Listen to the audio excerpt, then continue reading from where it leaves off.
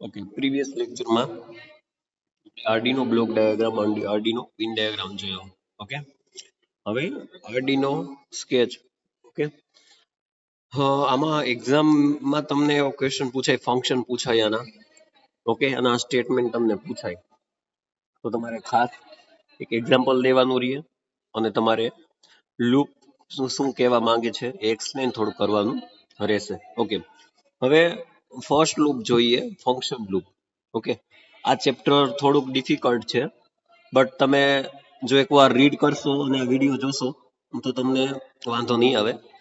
બરાબર, third chapter માનીએ કે થોડુંક ડિફિકલ્ટ છે, થોડુંક હાર્ડ છે, but exam point of view પણ થોડુંક આપણે જોઈએ તો 2-3 ક્વેશ્ચન આમાં આવી શકે. જે મેં તમને કીધા કે block diagram of Arduino sketch નાના તમને ફંક્શન પૂછાય, સ્ટેટમેન્ટ પૂછાય. ઓકે, તો આગળ વધીએ. લૂપ ફંક્શન કોને કહેવાય? તો જ્યારે આપણે કન્ટિન્યુઅસલી આપણે પ્રોગ્રામ એક્ઝિક્યુટ કરવા હોય, બરોબર, કન્ટિન્યુઅસલી રોટેટ કરવા હોય, બરોબર, એક લાઈન પૂરી થઈ જાય પછી એની લાઈન રિપીટ કરવાની હોય ત્યારે આપણે લૂપ ફંક્શનનો ઉપયોગ કરીએ છીએ. બરોબર, હવે જે કૌંસ છે એને પેરાન્થીસિસ કહેવાય. બરોબર, જે સગડીયો કૌંસ છે એને શરૂ થતા અને પૂરો થતા એની વચ્ચે જે પ્રોગ્રામ્સ લાઈન હોય, ફોર એક્ઝામ્પલ આમાં આપી છે 10, તો પેલા પ્રથમ લાઈન છે, પેલી લાઈન છે એક્ઝિક્યુટ થશે, પછી બીજી, પછી ત્રીજી, એવી રીતે 10 સુધી લાઈન છે એ એક્ઝિક્યુટ થશે. બરાબર, પછી ડાયરેક્ટ પેલી લાઈન એક્ઝિક્યુટ થશે. ઓકે, પછી એ રિપીટ થતી જાય અને લાસ્ટમાં 10મી લાઈન છે એમ સતત ચાલ્યા જ કરે. ઓકે, આવું તમારે એક્ઝામમાં લખવાનું છે ને યાદ રાખવાનું છે કે જ્યારે પણ લૂપ ફંક્શન કોઈ પણ આપણે વાયવામાં કે ક્યાંય પણ આપણને ક્વેશ્ચન એવો પૂછે કે લૂપ ફંક્શન એટલે શું, તો કે મારે કન્ટિન્યુઅસલી સતત જે પ્રોગ્રામ એક્ઝિક્યુટ કરવા હોય, સતત લાઈન બાય લાઈન મારે ચાલુ રાખવા હોય તો હું લૂપ ફંક્શનનો ઉપયોગ કરીશ. બરાબર, એક્ઝામ્પલ આપ્યું છે ઇફ, જસ્ટ છગડીયો કૌંસ છે, અહીંયા ચાલુ થાય છે, અહીંયા પૂરો થાય છે. ઓકે, ઇફ ડિજિટલ રિયલ, અહીંયા 12 નંબર આપ્યા છે. ઓકે, એ 12 નંબર જો હાઈ હોય, બરોબર, ડિજિટલ રિયલ નંબર જો 12 હોય તો હાઈ આવે, બાકી લખાઈને આવે એલ્સમાં લો, મીન્સ કે એલ, અને 1 સેકન્ડનો ડિલે આવે છે. બરોબર, 1 સેકન્ડનો ડિલે આવે છે. બરાબર, અહીં ઉપરના પ્રોગ્રામમાં પ્રથમ પિન 12 ચેક થશે, જો તે હાઈ હશે મીન્સ કે 12 હશે તો તે હાઈ સિરિયલી લખાશે, નહીતર એલ લખાશે. પછી 1 સેકન્ડનો ડિલે હશે અને ફરી પાછું પિન નંબર 12 માં ચેક થશે અને આ રીતે પ્રોસેસ કન્ટિન્યુઅસલી ચાલુ થતી રહેશે. Okay, done. ઓકે, આ હતું લૂપ ફંક્શન. બરોબર, આવી રીતે એક એક આપણે ફંક્શન સમજીશું. બરોબર, હવે સેટઅપ ફંક્શન કોને કહેવાય? તો કે એમાં એક જ વાર એક્ઝિક્યુટ થાય છે, એમાં ફંક્શન એક જ વાર એક્ઝિક્યુટ થાય. બરાબર, ઓકે, પછી આ ફંક્શન વેરિયેબલ કોફિશિયન્ટ ડિક્લેર થાય છે. બરોબર, આમાં આ પાર્ટમાં આપણે તમે જો એક્ઝામ્પલ નહીં લખો તો ચાલશે, બટ આમાં તમારે ખાસ આ જે મોસ્ટ આઈએમપી જે લાઈનો લખી છે, પોઈન્ટ લખ્યા છે, તમારે ખાસ લખવાના છે. આ ફંક્શનમાં પિન મોડ એટલે કે પિન ઇનપુટ કે આઉટપુટ ડિક્લેર થાય છે. બરોબર, જો પિન એક્ઝામ્પલ આપ્યું છે પિન મોડ 10 ઇનપુટ, બરોબર, તો આઉટપુટમાં મને 14 આઉટપુટ મળે છે. બરોબર, તો આમાં ફંક્શનમાં પિન મોડ એટલે કે ઇનપુટ અને આઉટપુટ ડિક્લેર થાય છે. બરોબર, આ ફંક્શનમાં લાઇબ્રેરી ડિક્લેર થાય છે.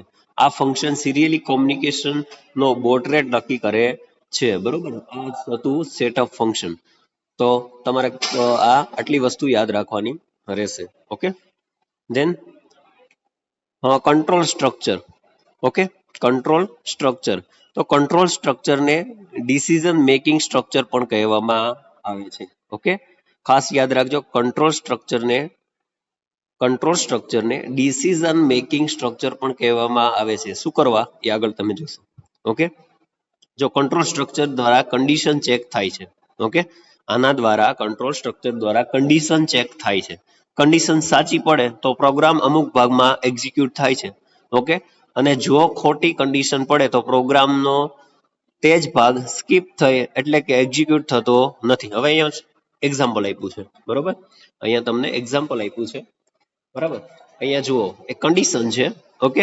હવે જો એ ફૂલફિલ થાય, ઓકે, કન્ડિશન જો સાચી પડે તો અમુક ભાગ એક્ઝિક્યુટ થશે, મીન્સ કે કન્ડિશન કોડ અહીંયા આવશે, બરોબર? અમુક ભાગ એક્ઝિક્યુટ થશે અને મારી જે કન્ડિશન છે એ સાચી છે કે ખોટી છે અહીંયા બતાવશે. હવે કન્ડિશન ફોલ્સ છે, મીન્સ કે ખોટી છે, ઓકે, તો ડાયરેક્ટ અહીંયા વહી જશે, એ એક્ઝિક્યુટ થશે નહીં, બરોબર? તો ખાસ તમારે આ એક્ઝામ્પલમાં આ ડ્રો કરીને આવવાનું છે ને સમજાવવાનું છે, બરોબર? સાચી હોય તો એક્ઝિક્યુટ, અમુક ભાગ એક્ઝિક્યુટ થઈને પ્રોસેસ થઈને આપણને સાચી છે એ કન્ડિશન બતાવે, અને જો કન્ડિશન ખોટી હોય, બરોબર, તો એક્ઝિક્યુટ થતી નથી, ડાયરેક્ટ બાયપાસ કરીને જતી રહે છે, બરોબર?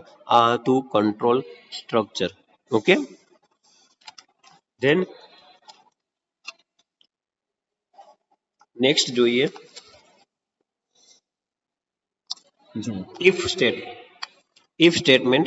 આ સ્ટેટમેન્ટમાં કૌંસ, મીન્સ કે આ જે છગડીયો કૌંસ તમને દેખાય છે, આપેલ સતત જો પૂરી થાય તો ઇફ સ્ટેટમેન્ટ પછી આપેલ સ્ટેટમેન્ટ એક્ઝિક્યુટ થાય છે, અને જો પૂરી ના થાય તો એક્ઝિક્યુટ થતો નથી, બરોબર? પ્રોગ્રામ એક્ઝિક્યુટ થતો નથી, ઓકે? એક્ઝામ્પલ આપ્યું છે એક્સ, જે એક્સ, બરોબર, એ મોટા છે 25 કરતા, એમાં ડિજિટલ રાઈટ જો મોટા હશે, ઓકે, જો લખ્યું છે એક્સ ની વેલ્યુ 25 કરતા વધુ હશે, આની વેલ્યુ 25 કરતા વધારે હશે, તો તે એચ છે એ હાઈ લખાઈને આવશે, 10 અને કોમા હાઈ લખાઈને આવશે. જો એક્સ કરતા વધારે હોય તો આ મેં અહીંયા રાખ્યું છે, બરોબર, ઓકે? આ રાખ્યું છે એ છે ગ્રેટર ધેન 25, બરોબર? તો જ્યારે પણ એક્સ ની વેલ્યુ 25 કરતા વધુ હોય તો આવું લખાઈને આવશે, બરોબર? અને જો એક્સ કરતા નાની વેલ્યુ હોય, ફોર એક્ઝામ્પલ અહીંયા વેલ્યુ માની લ્યો કે અહીંયા વેલ્યુ 10 છે અથવા તો 22 છે કે 19 છે, ગમે તે વેલ્યુ, એટલે કે 25 કરતા નાની વેલ્યુ હોય તો પિન નંબર હાઈ નહીં થાય, બરોબર? તો અહીંયા હાઈ લખાઈને નહીં આવે, બરોબર? એ કેવા માંગે છે ઇફ સ્ટેટમેન્ટ, બરાબર? પછી ઇફ એલ્સ, એટલે ઇફ એલ્સ સ્ટેટમેન્ટ એ શું કહેવા માંગે છે? તો કે પ્રથમ સ્ટેટમેન્ટમાં આપેલ કન્ડિશન ચેક થશે, જો પૂરી થશે તો ઇફ સ્ટેટમેન્ટ પછીના બ્લોકમાં એક્ઝિક્યુટ કરશે નહીં, ઓકે? ખાસ સમજો, પ્રથમ સ્ટેટમેન્ટ, બરોબર, આ આપણે કંઈક ને કંઈક લખ્યું, બરોબર, પ્રોગ્રામ લખ્યો, એ કન્ડિશન ચેક થશે પહેલા, બરોબર? જો તે પૂરી થશે તો ઇફ સ્ટેટમેન્ટ પછીનો બ્લોક, બરોબર, પછીનો બ્લોક એક્ઝિક્યુટ કરશે નહીં, ઓકે? તો ઇફ સ્ટેટમેન્ટ પછી બ્લોક એક્ઝિક્યુટ થશે, બરોબર? જો કન્ડિશન ચેક થશે, જો એ પૂરી થશે તો ઇફ સ્ટેટમેન્ટ બ્લોક 1 માં આવશે, અને જો એ એલ્સ આવશે, મીન્સ કે ખોટી સ્ટેટમેન્ટ પડશે તો બ્લોક 2 માં આવશે. સાચી પડશે તો બ્લોક 1 માં આવશે, અને ખોટી પડશે તો બ્લોક 2 માં આવશે, એટલું તમે યાદ રાખો, ઓકે? ઇફ એલ્સ સ્ટેટમેન્ટ, બરોબર? હવે ઇફ એલ્સ સ્ટેટમેન્ટ, બરોબર? હવે આગળ આપણે જોયું ઇફ એલ્સ, બરોબર? આમાં છે ઇફ એલ્સ સ્ટેટમેન્ટ, બરોબર?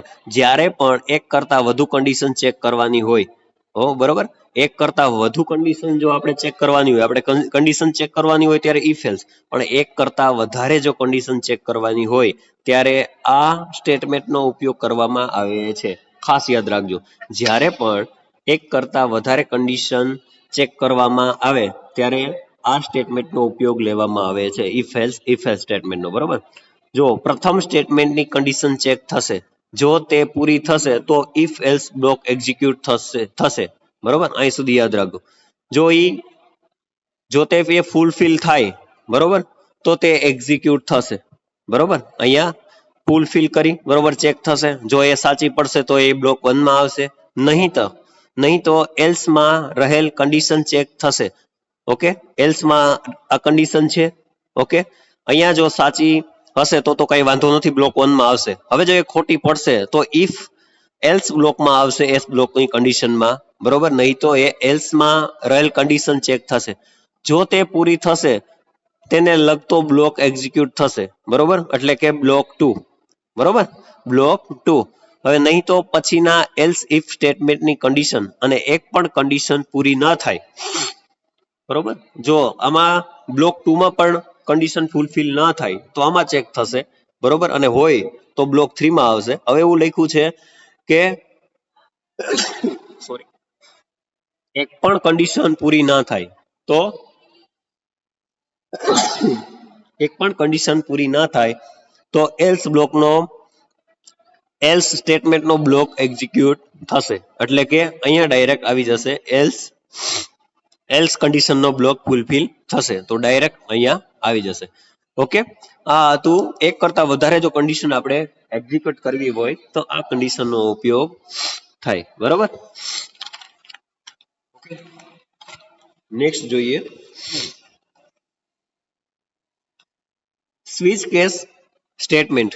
હવે સ્વિચ કેસ જ્યારે પણ એક કરતા વધારે શરતો, ઓકે, ઓલામાં આપણે શું જોયું હતું, સ્ટેટમેન્ટ, કન્ડિશન, બરોબર. આમાં એક કરતા વધારે જો શરતોમાંથી કોઈ એક જ શરતને લગતા સ્ટેટમેન્ટ એક્ઝિક્યુટ કરવાના હોય, ખાસ યાદ રાખજો, જ્યારે એક કરતા વધારે શરતો હોય, બરોબર, એમાં કોઈ એક જ શરતને લગતા સ્ટેટમેન્ટ એક્ઝિક્યુટ કરવાના હોય ત્યારે આ સ્ટેટમેન્ટનો ઉપયોગ થાય, બરોબર. એક કરતા વધારે શરતો હોય એમાં પણ મારે એક જ શરતને લગતા સ્ટેટમેન્ટનો જો એક્ઝિક્યુટ કરવું હોય ત્યારે આ કન્ડિશનનો ઉપયોગ થાય, સ્વિચ કેસ સ્ટેટમેન્ટ, બરોબર. ઓકે, તે ઇફ એલ્સ ની જેમ જ વર્તે છે, એટલે ઇફ એલ્સ ની જેમ જ કાર્ય કરે છે. ઓકે, સ્વિચ એક્સપ્રેશન ઓર અને વેલ્યુ, બરોબર, કેસ વેલ્યુ 1 સ્ટેટમેન્ટ 1 પછી બ્રેક, અને કેસ વેલ્યુ 2 સ્ટેટમેન્ટ 2 બ્રેક, બરોબર. આ એક્ઝામ્પલ આપેલું છે, આ તમને ન સમજાય તો અહીં સુધી લખો તોય ચાલશે, બરોબર. પણ ખાસ તમને જે એ સ્ટેટમેન્ટ શું કહેવા માંગે છે એ ખાસ તમારે લખવાનું રહેશે, બરોબર. અહીં દરેક કેસ સ્ટેટમેન્ટને અંતે બ્રેક સ્ટેટમેન્ટ આવે છે. જો એક પણ એલ્સ સ્ટેટમેન્ટ એક્ઝિક્યુટ નહીં થાય તો ડિફોલ્ટ સ્ટેટમેન્ટ એક્ઝિક્યુટ થશે, બરોબર.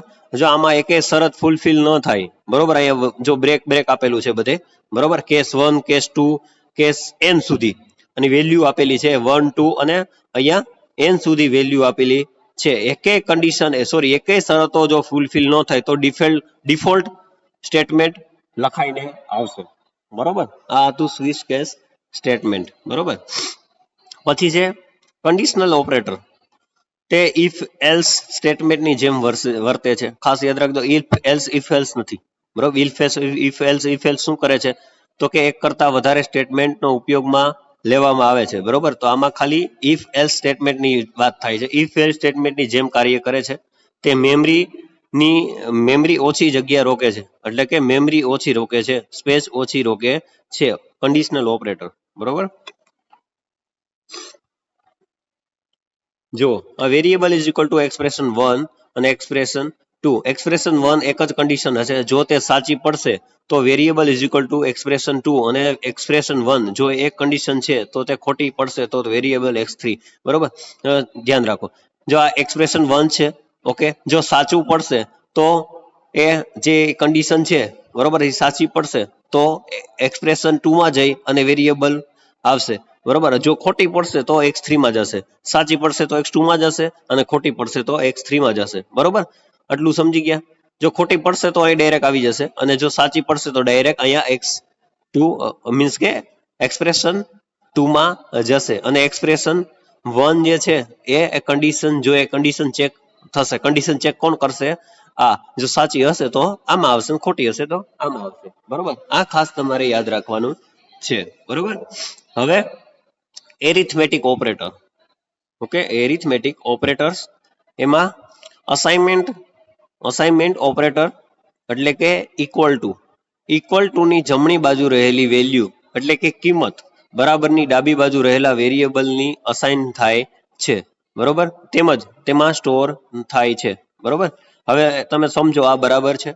ઓકે, હવે એમ કીધું છે જમણી બાજુ જે કિંમત હોય, બરોબર, જમણી બાજુ કિંમત ક્યારે આવે, જ્યારે ડાબી બાજુ કાંઈક ને કાંઈક વેરિયેબલ છે એ અસાઇન થાય તો જ એ આપણને, માની લ્યો કે અહીંયા આન્સર છે ને અહીંયા જવાબ છે, બરોબર, આન્સર મળે તો જ આપણે જવાબ મળે ને. ઓકે, અને એ જવાબ ક્યાં સ્ટોર થશે તો કે જમણી બાજુ, બરોબર, અહીંયા સ્ટોર જવાબ થશે ને તો એ જ લખ્યું છે, બરાબરની જમણી બાજુ રહેલા વેલ્યુ એટલે કિંમત ડાબી બાજુ રહેલા વેલ્યુ વેરિયેબલને અસાઇન કરે છે, તેમજ તેમાં સ્ટોર થાય છે, એટલે કે જમણી બાજુ સ્ટોર થાય છે. બરોબર, જો જેમ કે x ઇઝ ઇક્વલ ટુ 25, બરોબર, double inverted comma 25 number variable x ને અસાઇન થાય છે, તેમજ 25 વેલ્યુ જે છે કિંમત એ x વેરિયેબલની મેમરીમાં સ્ટોર થાય છે. બરોબર, x છે એ આપણો શું છે આન્સર, અને 25 શું છે આપણો ક્વેશ્ચન. બરોબર, તો સ્ટોર વેલ્યુ આપણે x ની વેલ્યુ કાઢીએ તો આન્સર શેમાં આપણે સ્ટોર થાય, તો કે x ના વેરિયેબલ મેમરીમાં સ્ટોર થાય. બરોબર, ઇક્વલ ટુ ની વાત કરી. બરોબર, હવે છે એડિશન. જો એડિશન, હવે બે ઓપરેન્ડનો સરવાળો કરવા માટે ઉપયોગમાં લેવાય છે.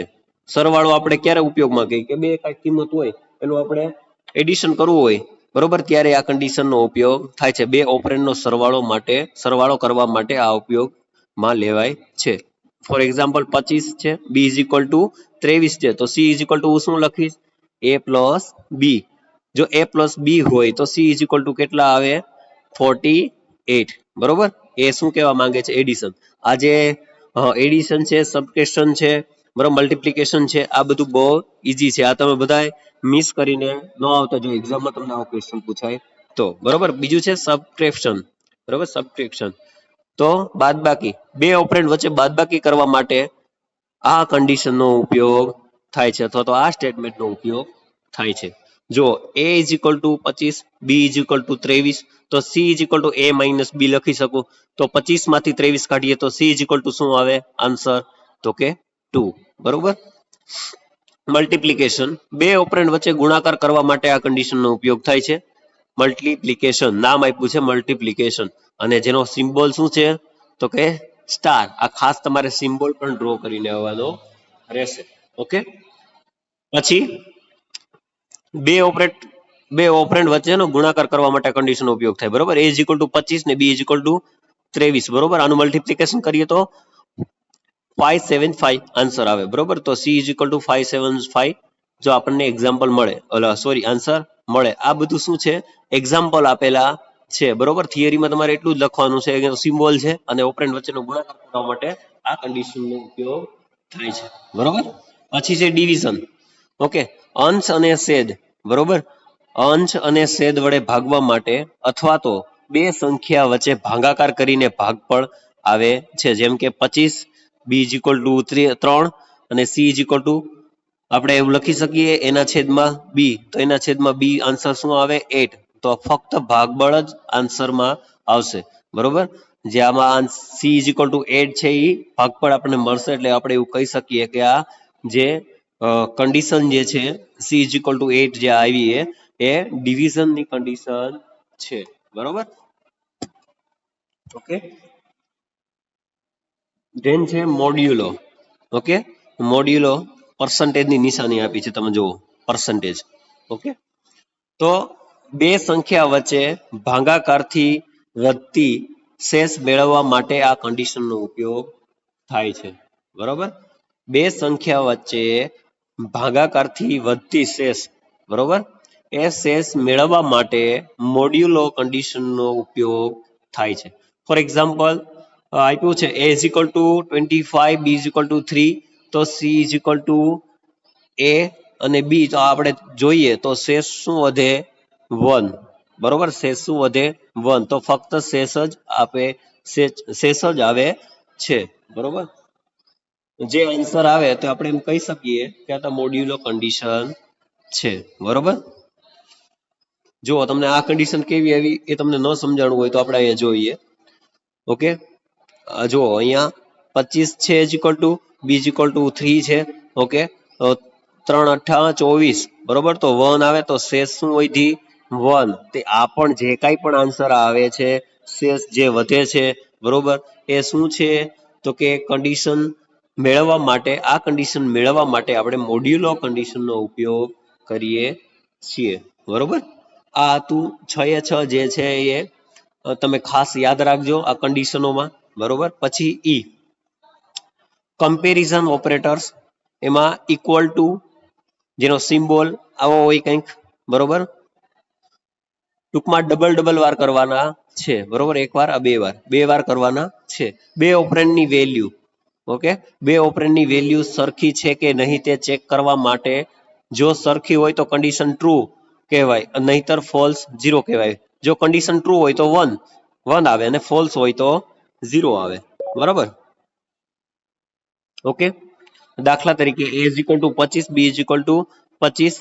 if a is equal to b, બરોબર, તો કન્ડિશન ટ્રુ એટલે કે if નો બ્લોક એક્ઝિક્યુટ થશે, બરોબર? અહીંયા આપણે એક્ઝામમાં સમજાવ્યું નથી, પણ તમારે એટલું યાદ રાખવાનું છે કે ઇક્વલ ટુ ની નિશાની હોય અને જો એક વેલ્યુ, બે ઓપરેન્ડની વેલ્યુ ચેક કરવામાં આવે, ઓકે, તે ચેક કરવા માટે જો સરખી હોય, બંને સાઈડ સરખી હોય તો ટ્રુ આવશે, નહીતર ફોલ્સ આવશે, બરોબર?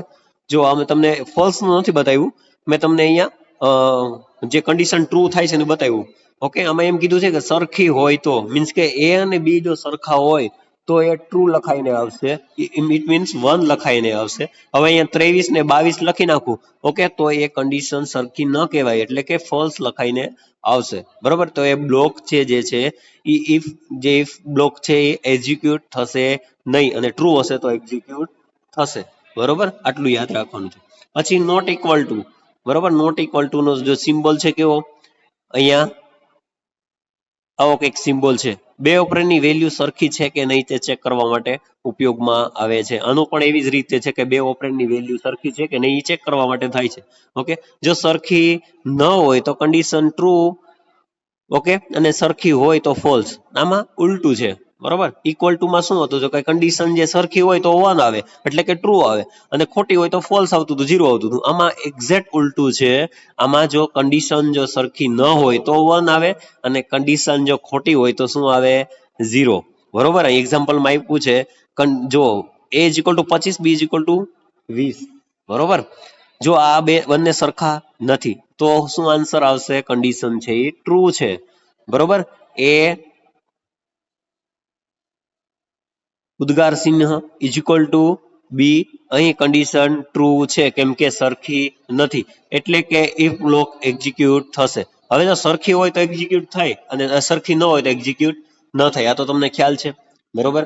આમાં એટલું યાદ રાખવાનું છે કે ઇક્વલ ટુ પછી જ તમારે એક્ઝામમાં નોટ ઇક્વલ ટુ લખવાનું, બરોબર? એટલે કે ઇક્વલ ટુ લખ્યું હોય તો સરખી લખ્યું હોય વેલ્યુ તો ટ્રુ આવે, અને સરખી ન હોય તો આપણે અહીંયા ફોલ્સ લખીશું, બરોબર? અહીંયા સુધી ક્લિયર બધાને, ઇક્વલ ટુ ને not equal to? Okay, next જોઈએ.